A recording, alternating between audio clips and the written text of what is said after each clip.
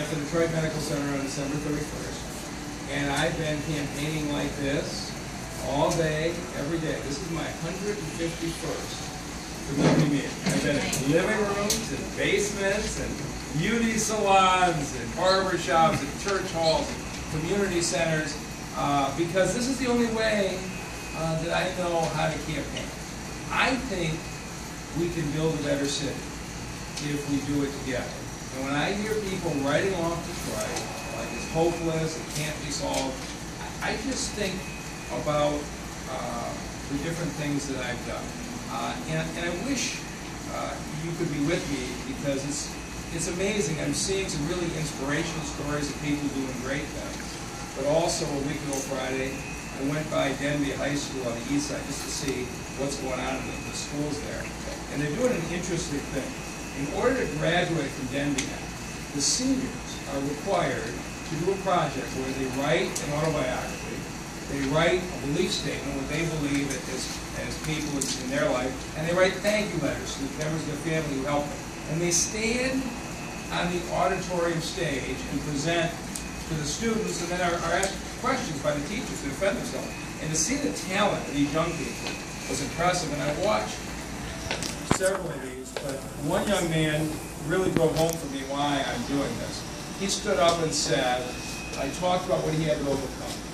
And what he said was, his first week of high school, as a freshman at Denby, his father was murdered. His life fell apart.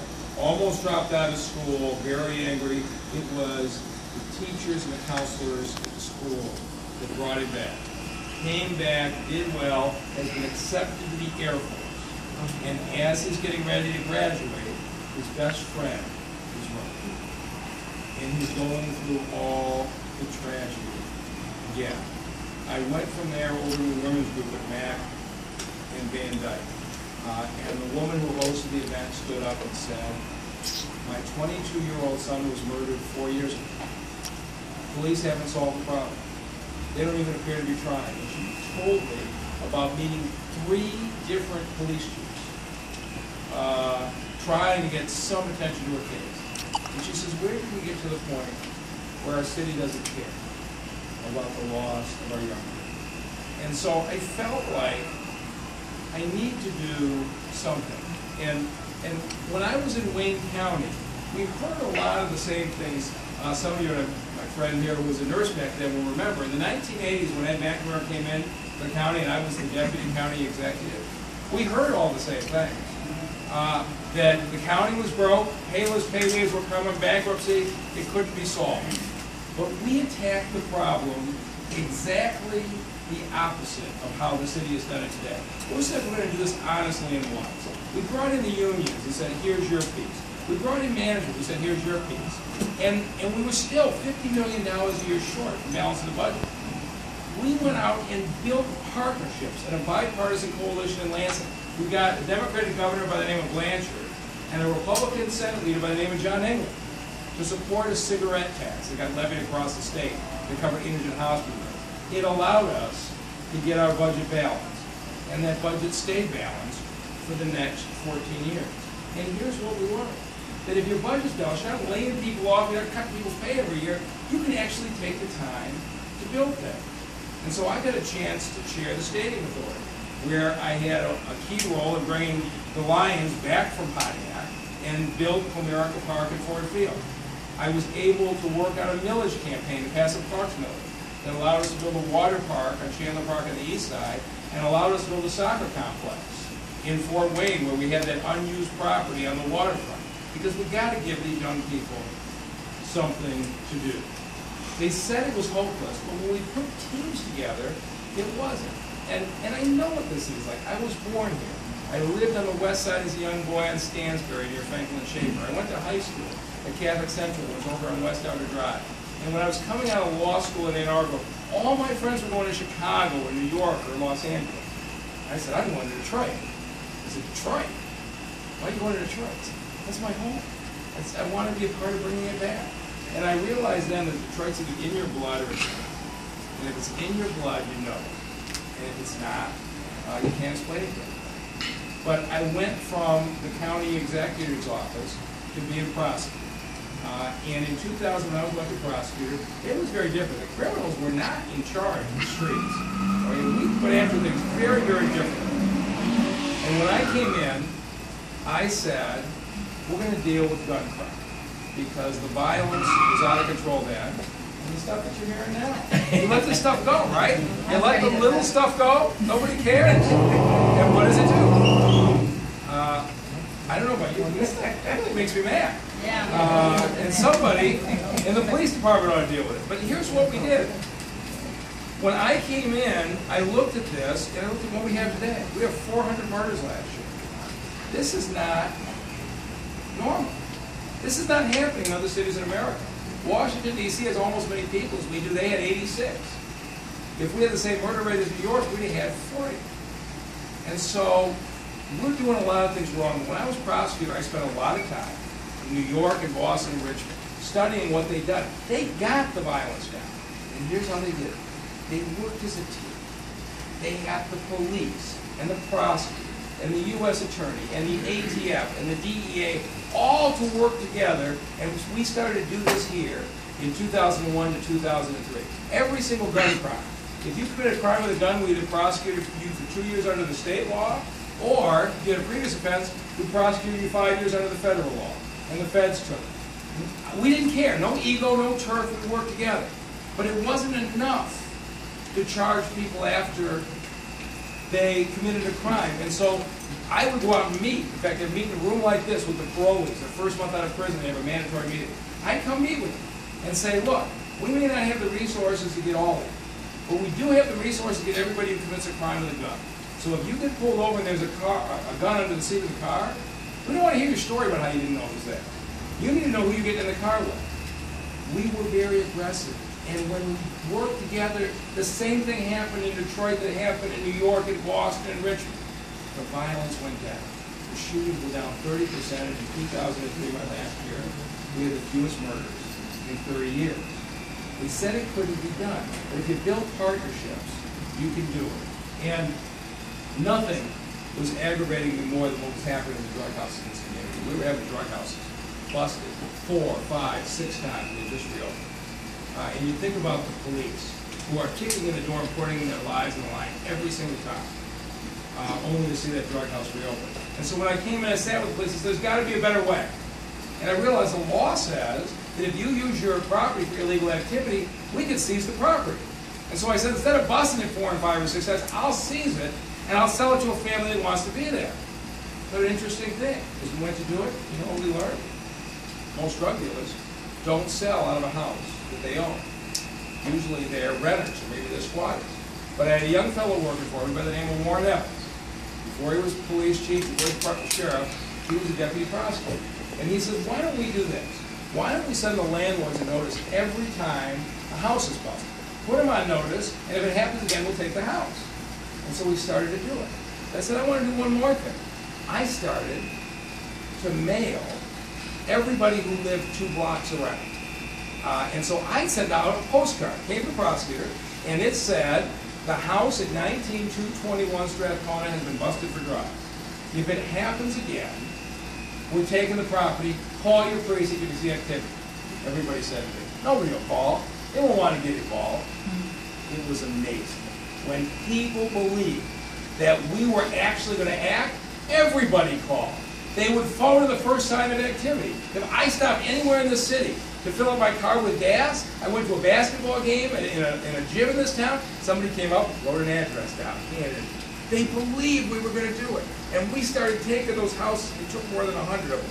And my best day, and the prosecutor, I got a letter from Dad, who wrote me this story, and this is just how we were working together. He had called when he saw the activity. He didn't really think anything was going to happen. And darn, police didn't show up the next day, busted him the second time, and I seized the house and sold it to a family. And he wrote me this letter. He said, I got to tell you, he says, you shut down the house in my neighborhood, but I have to tell you my story. He says, 2 years ago, on my daughter's 7th birthday, I got her a bike. It's her birthday present. And that bike was a prized possession. She would ride it up and down the street with a huge smile. He says, and 2 weeks after her birthday, the drug house opened across the street. And I told her, you're not setting foot in the front yard without me. I took that bike, I put it down in the basement, I wouldn't let her ride it. He says, yesterday when you shut the drug house down, I went down the basement. I got the bike and I said to her, you can go out and ride again. The neighborhood's safe. I said, but when she went to get on, she couldn't ride the bike. She was too big. He said, I couldn't believe the seat was too low, the handlebars were too low. He says, I couldn't believe how much she'd grown in 2 years. He said, I started to cry when I thought about the 2 years she had lost. But I raised the seat and I raised the handlebars. And today she's riding down the street with a huge smile on her face again. I want you to know the difference we can make. We made the difference because the people in the neighborhood stepped up. But on the city and county side, we were dealing with it. We can build a better community if we've got some leadership. And I was running for re-election as prosecutor in 2004 when I got a call from the chairman of the board of the Detroit Medical. And you all remember what DMC was like.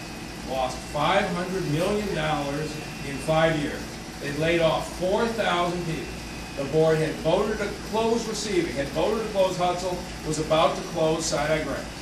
And they called and said, we want you to come run the hospital system. I said, I don't know anything about hospitals. I'm the prosecutor. I said, no, we want a turnaround first. And I went and I looked at it. And here's what I found.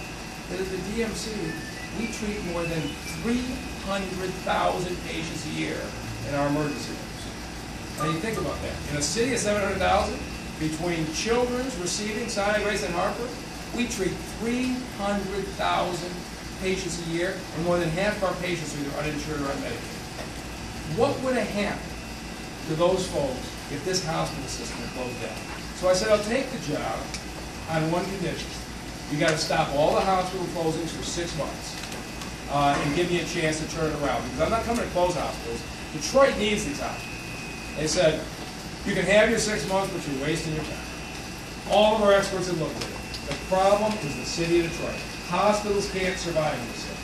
There's too many poor people. Doctors don't want to practice here. Suburbanites won't come here. We need to close the hospitals in Detroit and move to the suburbs like so many of our competitors do. I said, well, I want to see. Because every time they've said this to me about the city, it hasn't been true. And when I got into DMC, I found the same thing. The problem wasn't the city of Detroit. The problem was the DMC management. In fact, more than 40% of Detroiters were leaving the city for their care. Our problem was a lady from Birmingham wouldn't come to Harper. Our problem was a lady who lived by Harper was driving out to Providence or Beaumont. And if you went into our emergency room, you saw why. Remember what it was like? 3 hours, right, to see a doctor in a DMC emergency room. We basically defied you to stay there long enough to see that doctor. And so I went in my first week and I brought the doctors and nurses in. I said, explain to me why it takes 3 hours. And he said, Mike, you don't understand. People in Detroit don't expect good customer service. They're just glad our hospitals are here. That's not really the problem. You don't need to waste your time on that. I said, really? I said, I think I'm starting to understand the attitude that got you guys to lose $500 million. We're going to try a different approach. And our approach, well, come on, sit down. You can come out there.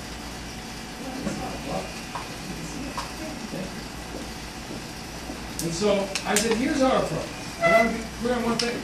We are not leaving Detroit. Okay, DMC is staying. And we are going to succeed, not by laying people off, but by delivering better care to Detroiters than anybody gets in a hospital in Michigan. And at the time, Oakwood had a 30-minute guarantee. And when I said we're going to make a commitment to deliver the highest standard of care, one of the doctors said to me sarcastically, what do you want from us, 29 minutes? I said, yeah, I want 29 minutes. It started as a joke, but it became what turned us around. And so we made a commitment to that. And we tore the processes apart. So now you come into our emergency room, we basically take your birth date, your social security number, slap the blood pressure cuff on you, worry about figuring out what's wrong with you first, and bring the computer around to do the full paperwork later. That first year, we saw 95% of our patients in 29 minutes or less. If we didn't that year, we gave you 2 tickets to a Tiger game.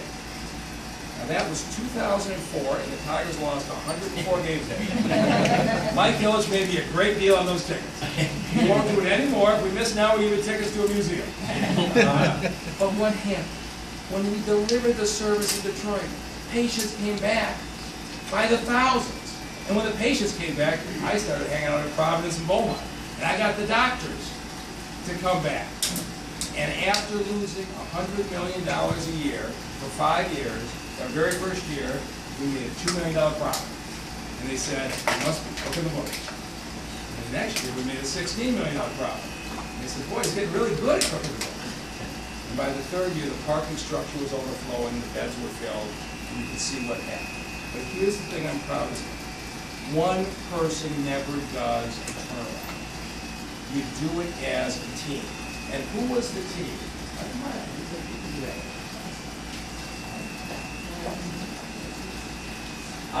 So you have to do it as a team. So Ava and Rob have heard this before. We love to hear you. Yeah, you tell me if it gets any better. And so who was the team that turned DMC around? If you think about where we were near bankruptcy. You could make a lot more money working at Providence and Beaumont. Who was going to work for us? People who loved Detroit. You know the team that turned DMC around? Conrad Mallett, our Chief Administrative Officer, my number 2, was from Detroit. Yes. Iris Taylor, the President of Receiving, is from Detroit. Dr. Reggie Eby, President of Sinai Grace, from Detroit. Dr. Herman Gray, the President of Children's, from Detroit. Every one of them lifelong Detroiters, every one of them products of the Detroit public school system. When people say there's not talent in the city, they are wrong. There's lots of talent in the city. We don't have a lot of it right now in city government, but we can change that. And so we ultimately had enough success. We got a national company, Vanguard. They come in and put $850 million into our facility.